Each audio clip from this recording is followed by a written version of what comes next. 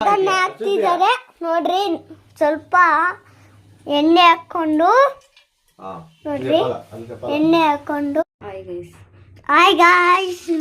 ಇವಾಗ ನಮ್ಮಮ್ಮ ಖಾರ ಪೊಂಗಲ್ಲು ಒಗ್ಗರಣೆ ಹಾಕ್ತಾ ಇದ್ದಾರೆ.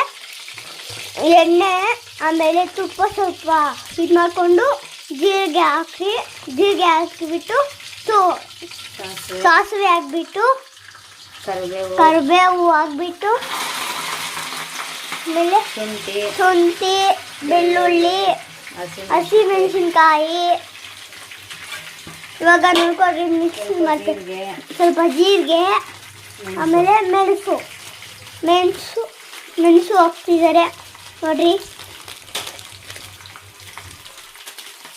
ಇವಾಗ ಅದನ್ನು ನೀಟಾಗಿ ಮಾಡಿಬಿಟ್ಟು ಇವಾಗ ಇವಾಗ ನೀಟಾಗಿ ರೋಸ್ಟ್ ಮಾಡಿಬಿಟ್ಟು ಖಾರ ಪೊಂಗಲ್ಗೆ ಹಾಕ್ಬಿಟ್ಟು ಆಮೇಲೆ ರೆಡಿ ಆಗ್ತೈತಿ ಖಾರ ಪೊಂಗಲ್.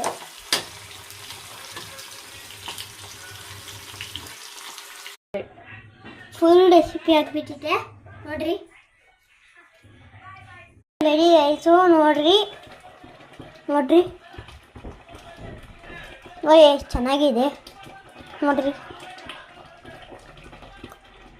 ಗಾಯ್ಸ್, ಎಷ್ಟು ಚೆನ್ನಾಗಿದೆ ಬಿಸಿ.